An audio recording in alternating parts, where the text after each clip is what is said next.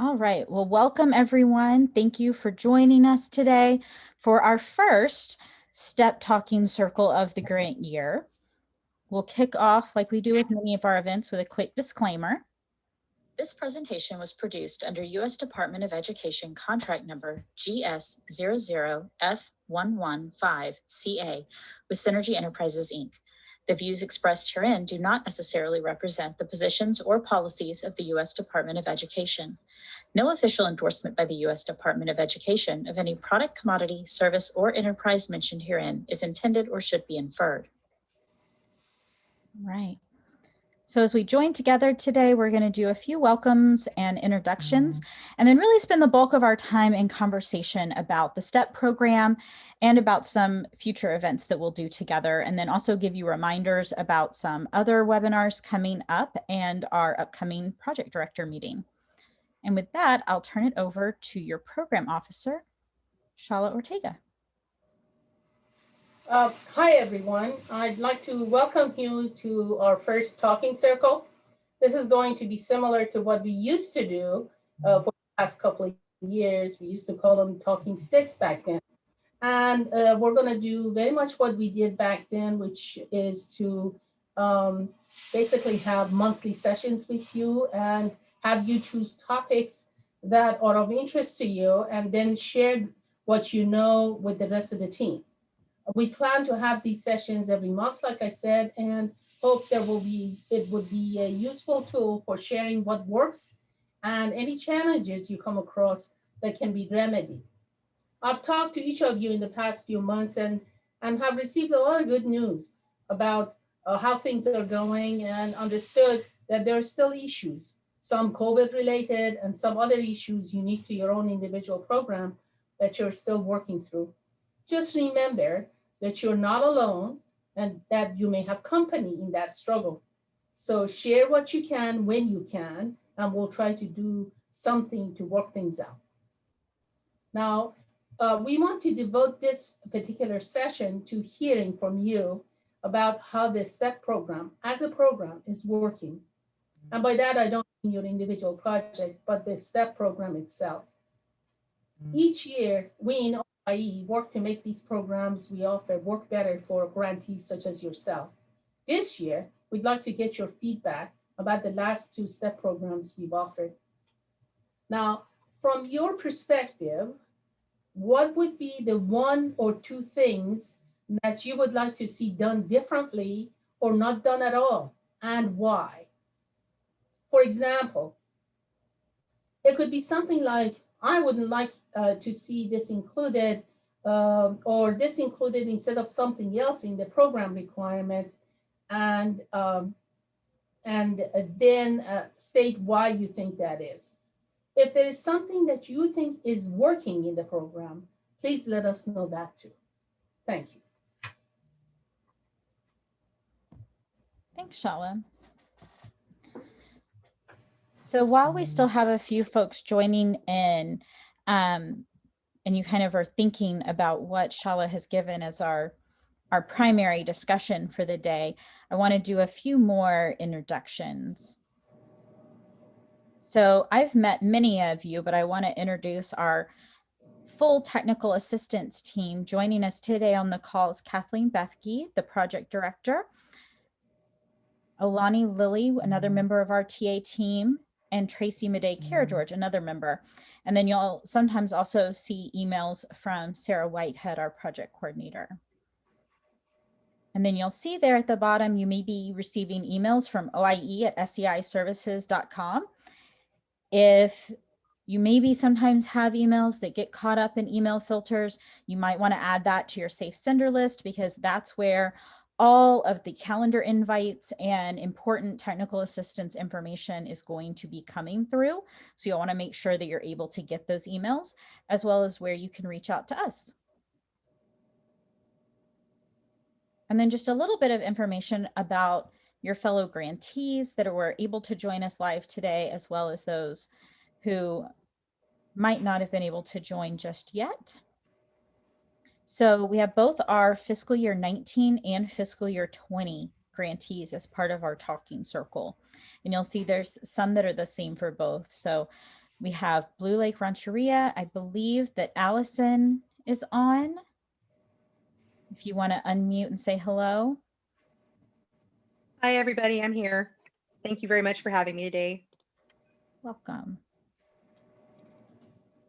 And then from fiscal year 19, we have Chagashmet. I don't know if we have anyone on.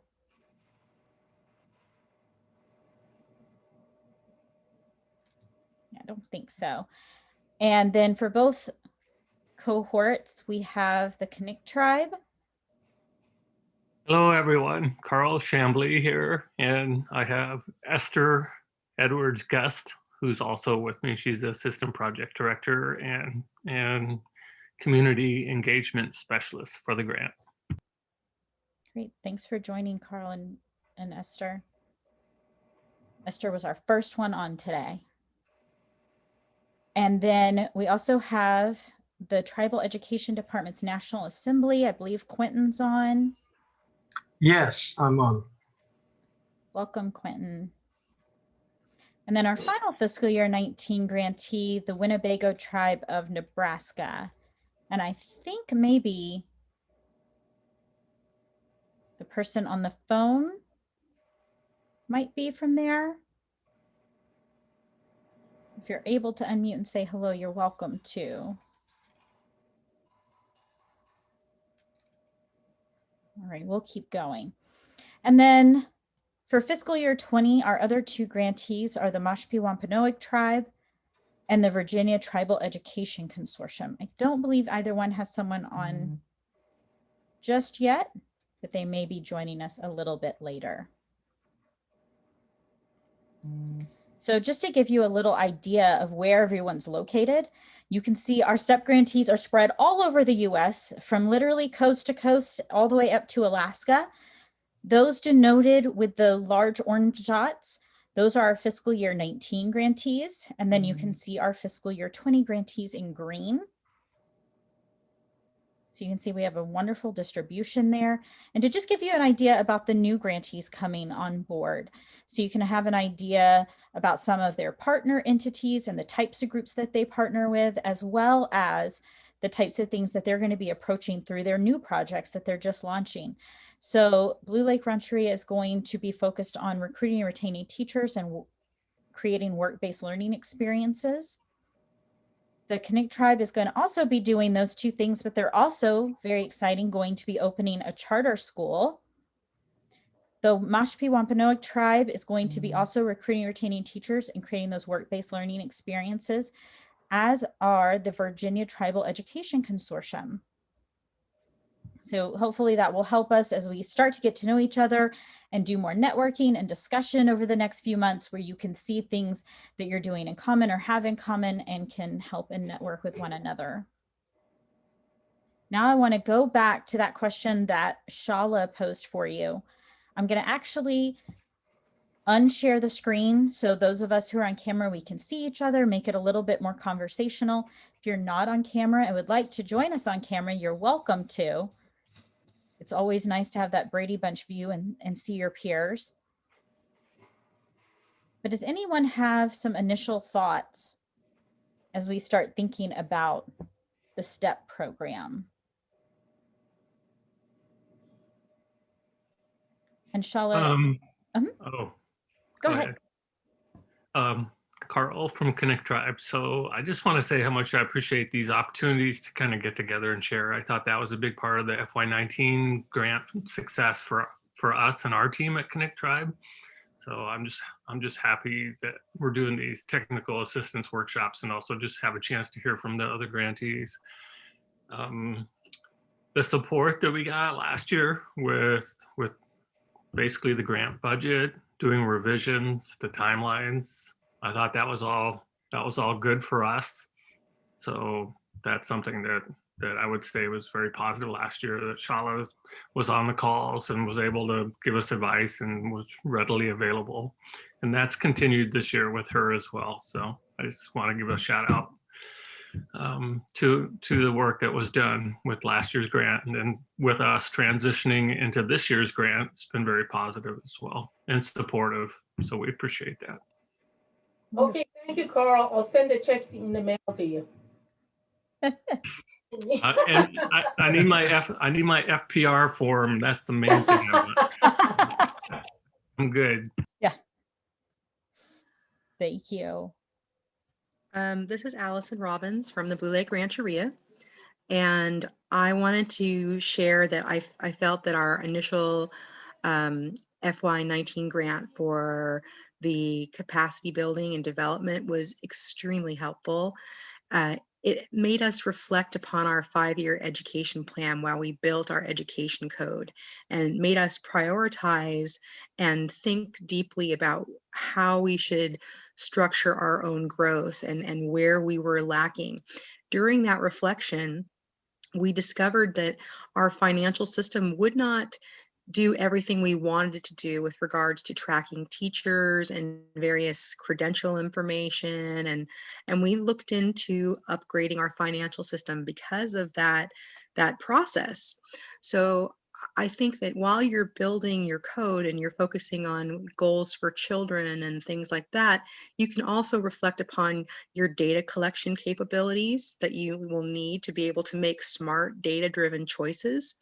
And as you're building your implementation plan and you're continuously looking at improvement and how to make improvement, it bleeds over into other parts of your organization, as it did for us. And so the upgrade that came to facilitate the needs of the development of the TEA is also helping our tribe in growing their data capabilities. So I can't stress enough the importance of this continuous improvement concept of, let's look what we planned on doing. Is it working? And when you realize it's not working, trying to find solutions to make it work, or really going back and looking at your original goal and seeing if your goal was truly a SMART goal and that it was actually attainable. So I think that it's important that in any grant that you go through, that you really think hard and do a good planning process and go through the continuous improvement cycle like our TEA development grant has put us through. Thank you. Thanks, Allison. That's actually really helpful.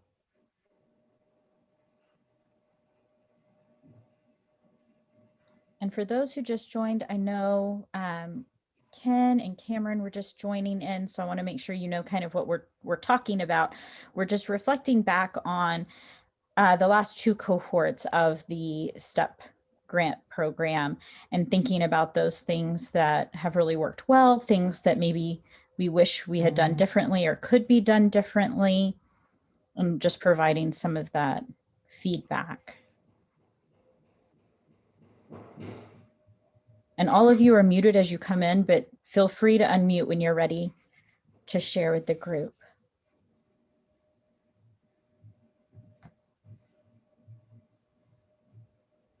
And if anyone is having issue getting unmuted, you can also put your comments in the chat box and we'll share on your behalf.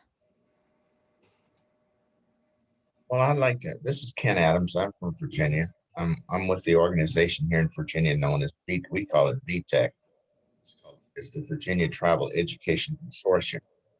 And when we first started into the STEP process and the STEP procedures, one of the first things that we was accomplished was the building of this organization, Virginia Tribal Education Consortium.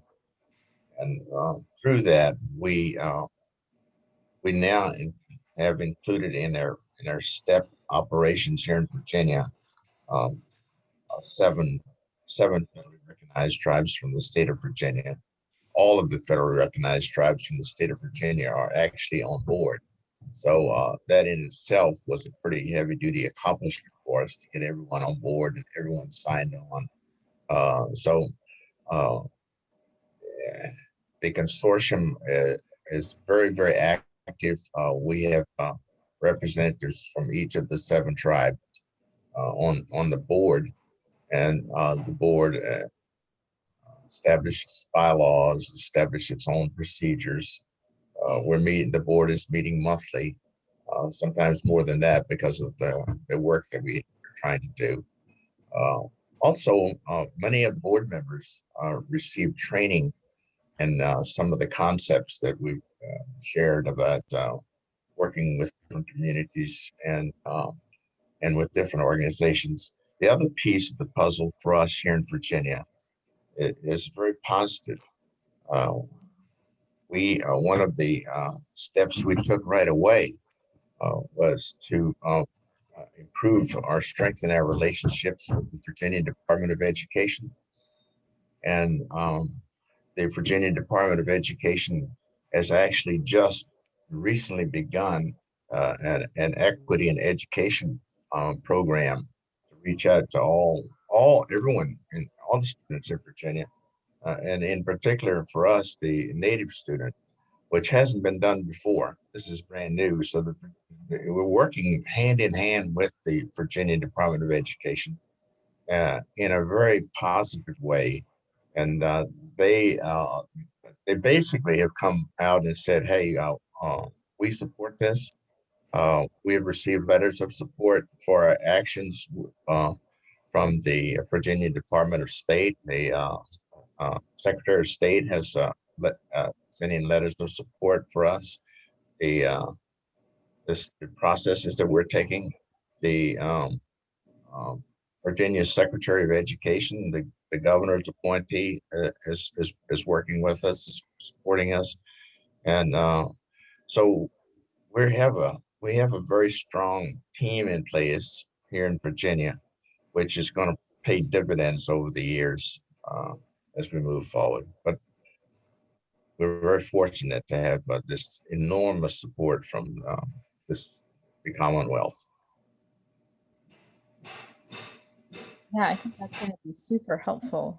Thank you for sharing that, Ken.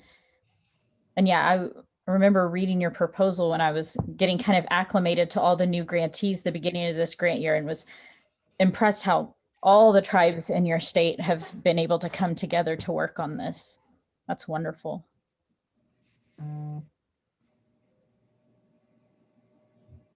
Any other thoughts?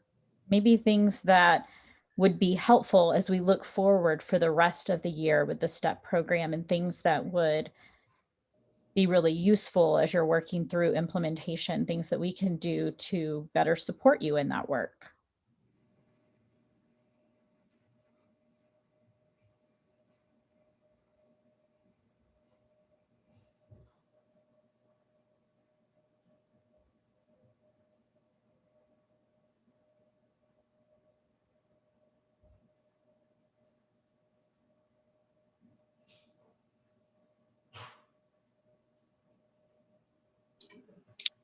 This is Quentin.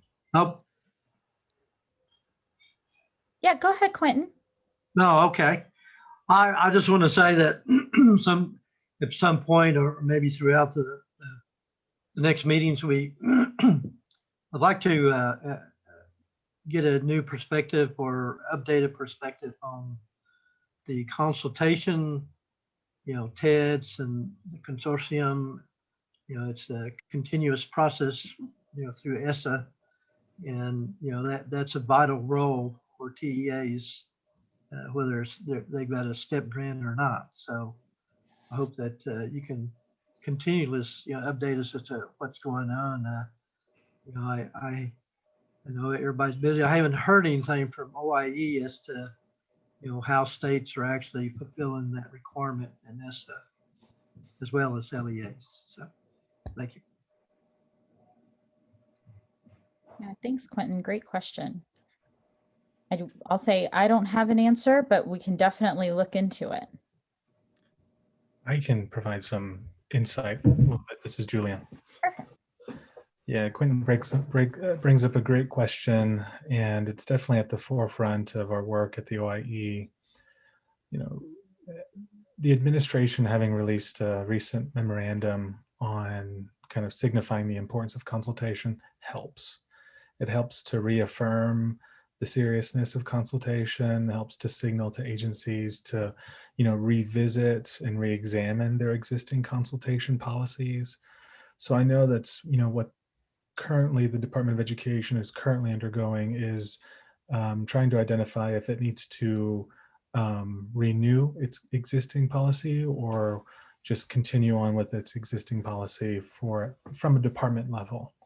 Now, through the work at ESSA, that's definitely near and dear to what I take seriously personally. And OIE has been a part of some consolidated monitoring efforts. I've also sat in on conversations with colleagues around the department around ESSA consultation, and it's a little bit more nuanced than I originally thought. When you hear about consultation, you're immediately going to be thinking about, well, tribes within 50-mile radius of a school district, they need to consult with those, they need to be a part of, they need to have this written affirmation, etc. All that is still true, but the nuance is that there's a difference between the Title VI consultation that's done and then the consultation in ESSA that's in section 8538A.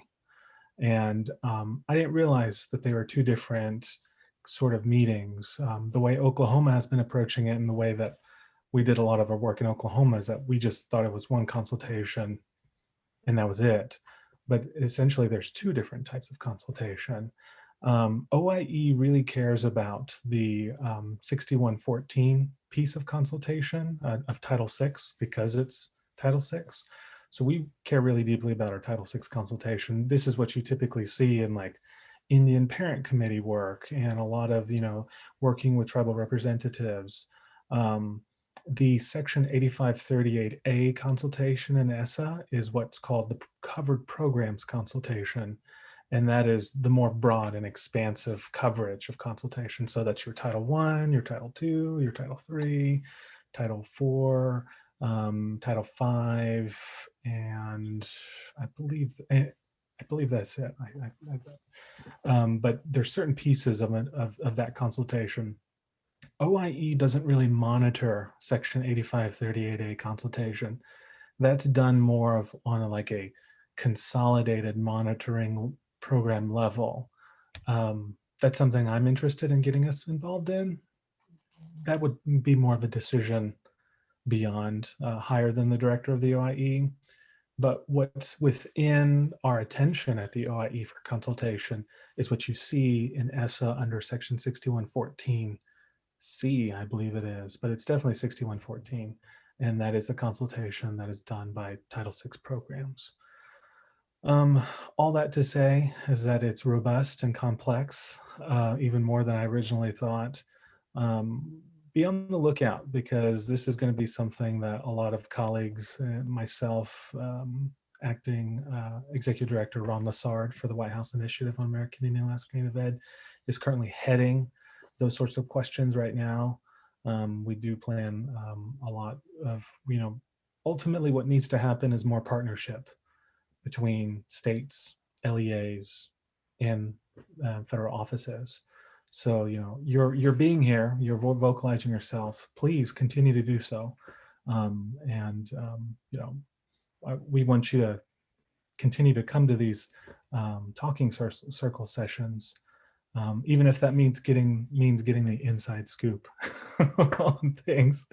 But if anything, we want to hear from you. We want more input. And I know you have plenty to say. So great question, Quentin. Thanks. Thanks, Julian. I definitely learned something in that explanation. So I hope that was helpful for all of you as well. Sure. This is Ken again. I was asked a question in the chat box. Yeah. But how my thoughts on equity have changed over the years, or perhaps they've changed. I don't really think they've changed so much over the years. My thoughts about equity in education. What has changed though, here in Virginia, which was happening unbeknownst to me, was that the Commonwealth of Virginia was changing their perspective on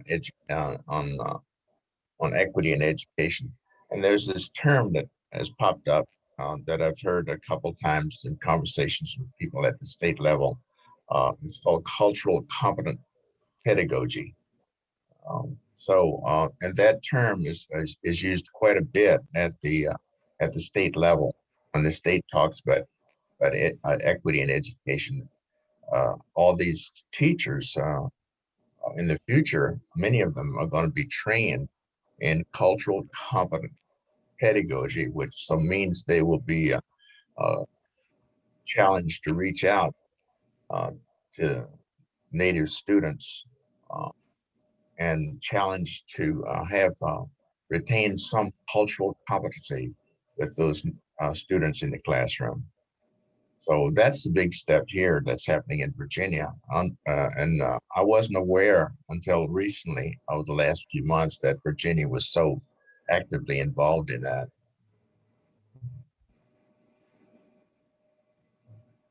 Yeah, I think that's great information. I think it'd be something for all of us to think about, in our various states, that there is more discussion around culturally competent teachers, but making sure to be involved in that conversation and that our Native students are part of that cultural competency.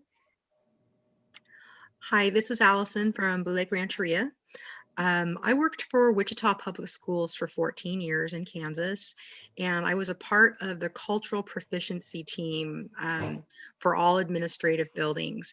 And it took a district-wide initiative. The Board of Education had to actually appoint a person over the equity department. And we ended up purchasing a textbook for every single employee, not just the people that were in the classroom with students, but even our nutrition services people, everybody that worked for the district. Because if we were going to have a multi-tiered system of support, we wanted to make sure that that multi-tiered system of support was even our facilities people had equity in their services to students. So when it's a massive undertaking, and it was a 5-year program that they implemented for quarterly trainings, and then for the administrative staff, and then a part of the regular PD for the instructional and instructional support staff.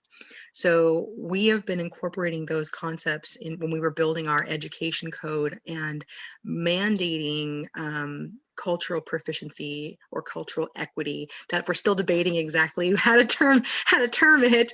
And that's an ongoing debate with our Board of Education, is exactly what terms we should use. But I strongly recommend that if you're going to be building a program and you want a long-term success, that part of that professional development is sustained professional development, and that it always includes equity. That's great advice. And it reminds me, I worked with a school district that had some findings through the Department of Justice, and ended up implementing what sounds like something similar, except that y'all were being very proactive in your approach to it. But yeah, doing diversity and equity trainings with everyone from custodial, bus drivers, maintenance, instructional, administrative. If you worked in the school district, you were part of it. And I got to go and actually facilitate all of those trainings. But yeah, I think much better to be on the proactive side of that and setting that up. And this is Donna. I think that you're going to see a lot more of that, especially with the new administration, because their focus is so, with diversity, equity, inclusivity is part of their mantra. So yeah, I think the spotlight's going to be even on it, even more so going forward. If I could say, I also know of, when you're working on this, I do have contacts professionally in the field. She's now an independent contractor out of the state of Florida, but she's willing to travel to other states, and she does do consultations online. But so if you are interested, you can message me, you can email me, and I will provide you contact information for a lady that does equity building and training in school districts, if you're interested. This was Allison from Blue Lake, by the way. Well, and before you mute yourself back, Julian had popped over in the chat box. Are there any additional topics that you think need to be covered in professional development learning for our STEP partners? When you say professional development learning for us as grant administrators, or as, exactly what? Yeah, no, that's excellent clarification there. What I was thinking is like your state partners. So, as you're trying to develop that relationship with the state, where is it and what is it that the state just doesn't get? And how often do they forget? Things like that. Um, well, that's an interesting. I think California is making strides now with Jim McQuillan from the Yurok tribe being appointed to the Board of Education. So I think that we're going to have some greater strides in California. But I would say that due to the massive amount of tribes that are in California, and I'm sure Alaska has to deal with this too, I feel the state's a little overwhelmed, and I think they probably understaff their needs. So the state needs to recognize there are many tribes. They're all individual. They have individual councils and individual policies, and a one blanket kind of attitude towards tribes is not going to fly. They're going to need to actually address us as individual sovereign nations, and understand that the mission band might not be the same as the Yurok tribe or the Wiyot tribe, and we're going to have different capabilities and capacities, and they can't expect all of the tribes to, some tribes don't have a lot of money and may not have an expansive government, but are trying to do right by their children and education, and may not have the resources to be able to come to meetings in Sacramento or whatnot. And so they need to be understanding of the vast differences between the capacities of each of the tribes, and work to that tribe's capacity, and understand that there's, and assist us in knowing what we don't know.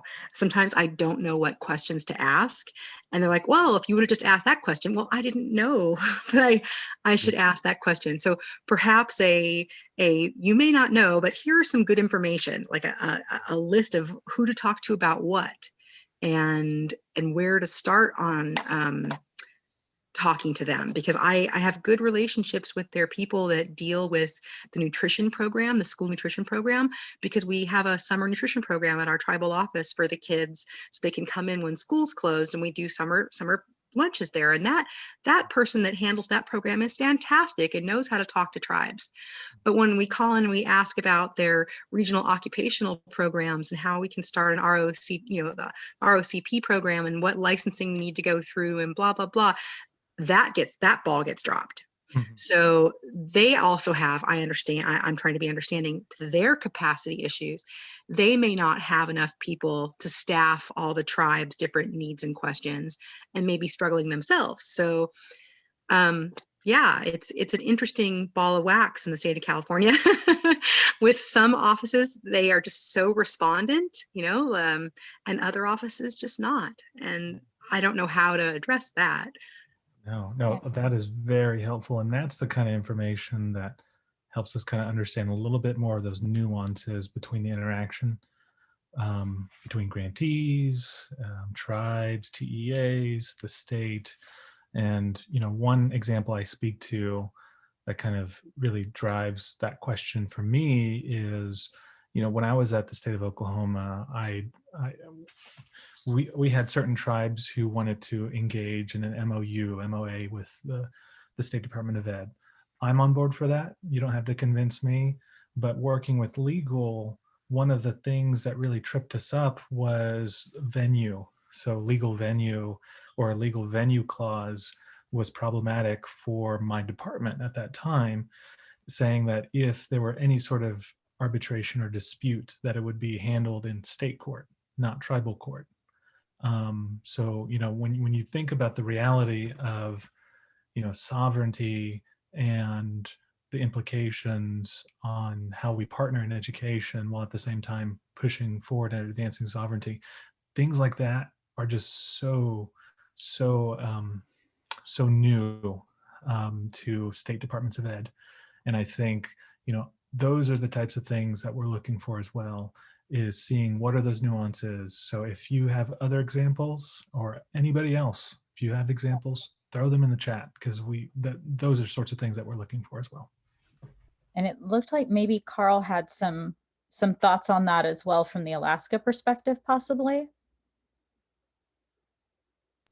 Yeah, I just put it in the chat. Basically, so we have a partnership with our STEP grant with the State Department of Education, and it's primarily basically around developing a charter school, a charter school route for tribes to actually engage in, having a charter school. We'll be the first, I think, federally recognized tribe in Alaska to complete the charter school application and process. So they just want to know, from us how it works, and it's helpful that we have also the code of ordinances and the development of the TEA process that came before the charter school. So those go hand in hand when you work with a tribe and making sure that the tribe has the code of ordinances and has developed a TEA or tribal education department. And that was helpful. Quentin helped us with that last year. So once we go down that road to a charter school, then we're working with the state somewhat, but we also have to go through our district. And the school district has got the PAC, the Parent Advisory Committee for the Title VI, I think it is. And then they kind of reluctantly do the tribal consultation on the other titles. And we're meeting with them actually tomorrow to talk about, what's their consultation process that they're establishing for this spring. So we'll know more about that. But the state of Alaska does have a tribal liaison, and he's not an educational administrator, but he does have access to all those departments within the SEA. So it's nice to have kind of that one-stop shop, and I've spoken with him quite a bit. But he's out on leave till May. So while he's gone, I do have another contact. But, there's 223 tribes in Alaska or more, federally recognized tribes. And it's, Allison, I could not put it any better if I tried 100 times than what she's described in California is really fitting for Alaska as well. Right. And do you guys find it that, a lot of that knowledge is on one person at the state level? Like if there's then not that one go-to contact that you were just talking about, Carl, your one contact is having to take some leave. I imagine that for a lot of these partnerships, if that one contact walks away, has to take leave, that really impacts the work. And I'm just curious, do you get a sense that the state understands that there needs to be a consistent liaison for this sort of work at their level? Yeah, I think they recognize that too. That the PD that needs to happen, like Allison described about how different each tribe is, and the capacities and the expertise of each tribe and the interests of each tribe are different, and that the tribal consultation needs to engage those tribes individually. I don't think that there's a very good understanding about all the different silos that exist in the SEA, the different leaders of those silos, and don't really comprehend that, don't understand that, and the tribal liaison is a position that can help them pretty much understand that. But we have a long way to go. You would think Alaska would be further ahead, but a lot of it comes down to just the staffing. I think this is the first or second year or third year at the most that they've had a tribal liaison. I would agree with Carl right there, the staffing. And yes, you are right with the liaison. I mean, I'm not going to praise the BIA, but honestly, when the BIA had California in three separate, you had Northern California, Central California, and Southern California, it actually made communication better because, one BIA office only had so many tribes that they were dealing with. They didn't have to deal with all over 109 of us, I don't think Sacramento understands that. And they have one little office trying to deal with 109 federally recognized tribes plus the state recognized tribes.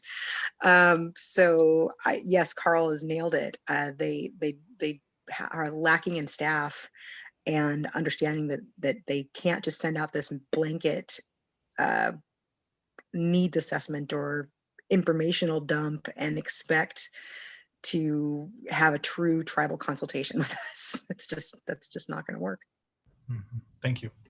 Yeah, and I just would add one more thing. And Alaska's a little bit unique, and I hadn't thought about this much until you mentioned the BIA and the BIE in Alaska, and maybe somebody can help me shed some light on this, but Alaska doesn't really have BIE schools. At some point 20, 30 years ago, those tribal schools or the BIA schools were turned over to the state, and we don't really have access to education funding to BIE or BIA. So when we develop our tribal charter school, we're relying, almost completely on the goodwill of the state to approve our charter and to fund our school on a per pupil basis like they do the other schools. So, something happened somewhere back 20, 30 years ago that basically took the BIA out of Alaska and the funding for tribal schools out of Alaska. I only bring that up too is, we're going to be looking to build a facility. And again, we're at the mercy of the state or wherever else we can arrange for funding. And I know our tribe is working on that right now.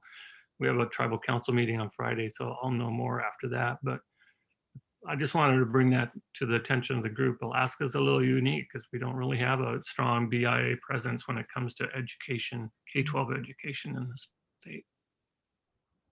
Yeah, y'all definitely do have a little bit more unique setup there.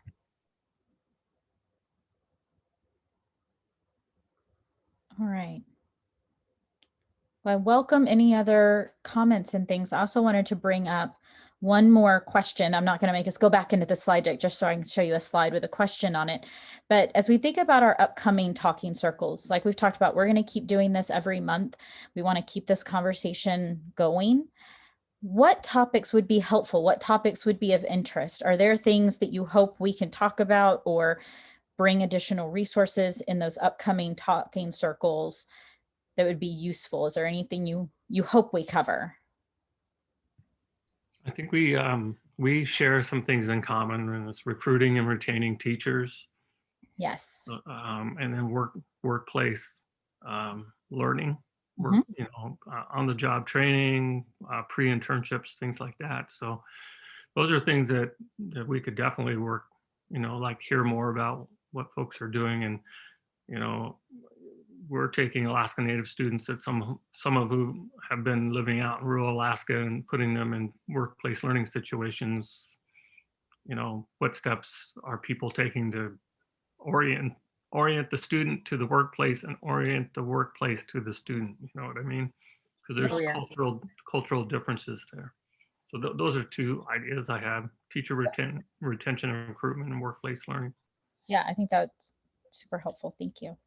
I would like to second that, what Carl said. And in particular, when it comes to the work-based learning, the experiential learning, if there is like our students right now, we have them enrolled in a generic, it's called work study program. And they're getting credit at the high school and at our community college. And as we're building our modern youth apprenticeship academies, what we're trying to figure out is what is a good nationally recognized credential as the end result of a work study program. Like if they want to become a carpenter or a welder, I mean, there's certifications we can get through our community college, but not for every type of potential career pathway. So if anybody knows or can recommend various career pathway recognized post-secondary credentials that our students can test into after they go through their work experience, and they can, so many hours of work experience, and then they take this test and they get a certification so that their work study program ends in some sort of certification. We're looking for suggestions right now as we're building our career pathways. So that would be helpful. Yeah. And we'll definitely add both of the things that both of you shared around recruiting and retaining teachers, the work-based learning, in particular, orienting both the students and the employers or the folks who are going to be training them for these different work paths. And then also, Bailey, come close the door. You got to be quiet. But also, those credentialing options. And this is really for any of you, but particularly because this came up, we'll pull some resources and we'll do some future discussion just amongst all of us here in the talking circle. But if there are also particular work training paths that you're finding are especially difficult to find accreditation options for, that would be great for us to know. And we can put some even more concerted effort into those particular areas. So just as you're working through that yourselves, if you want to share that with us, we can make sure. Can you hear me? Hi. Oh. Am I still muted? Oh, no, we can hear you now, Quentin. Go ahead. Oh, okay, I apologize. My granddaughter is making noise in the other room. I have a person, his name's Ken Houchin, and we applied for a NACTEP grant, Native American Career Technology Education Program. Mhm. And also, we're learning a whole lot of, career vocational, certifications, and he's really knowledgeable. He's tied into, he goes, used to, he could come on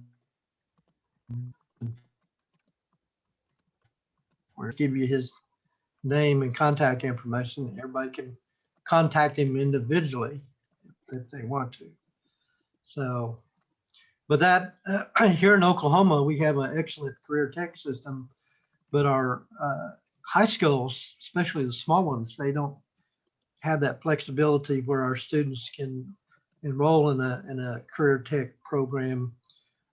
There's some limitations of the school schedule. If they're, in band or athletics, they're not going to get, to go to a half-day program at the career tech.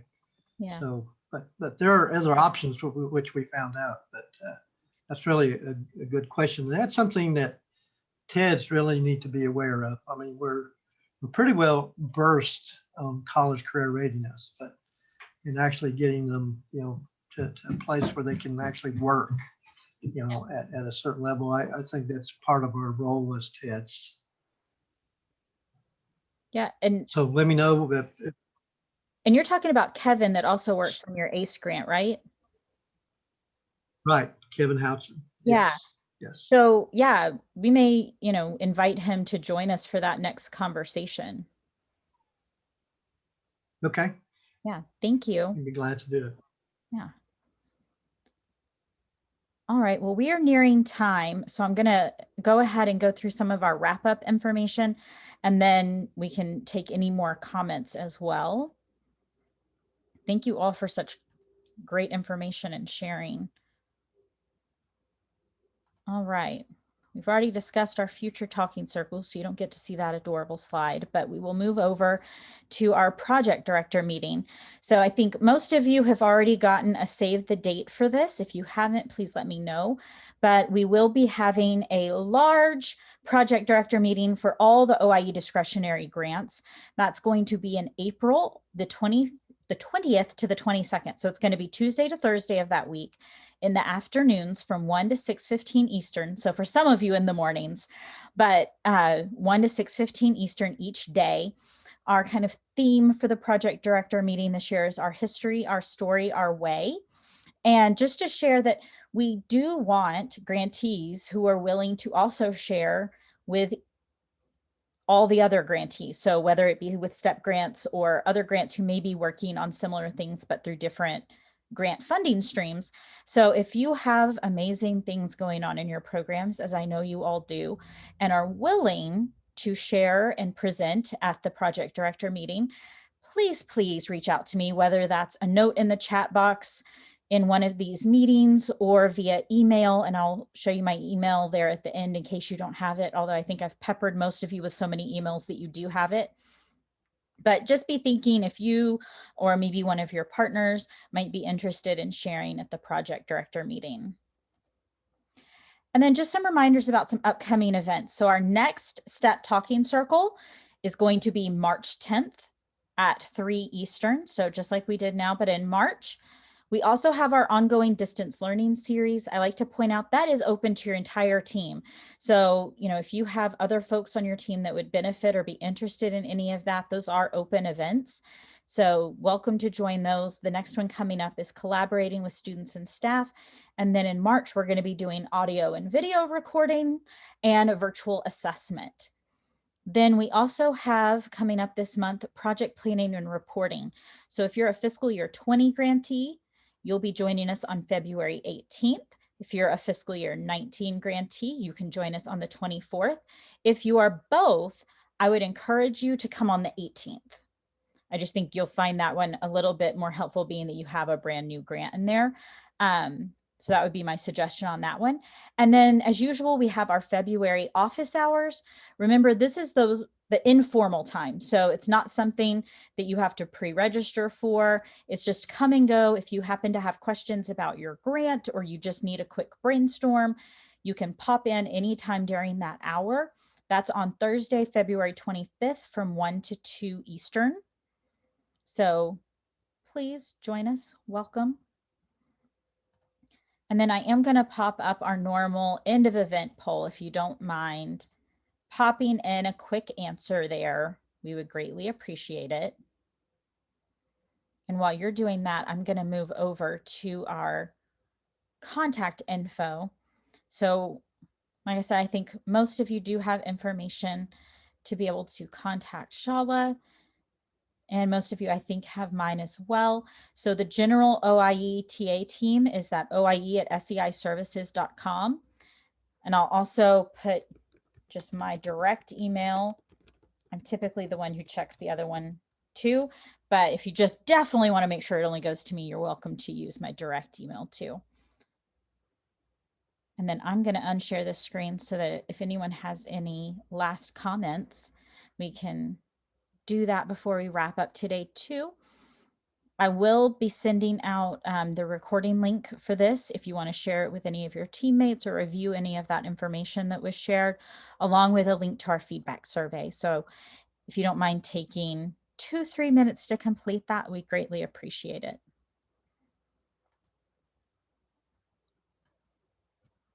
Any other questions, comments? Shala, do you have any last minute instructions or anything that you'd like to end with?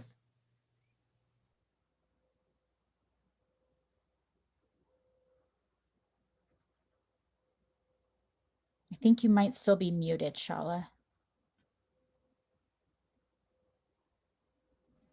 I've been talking and I forgot to unmute. Oh.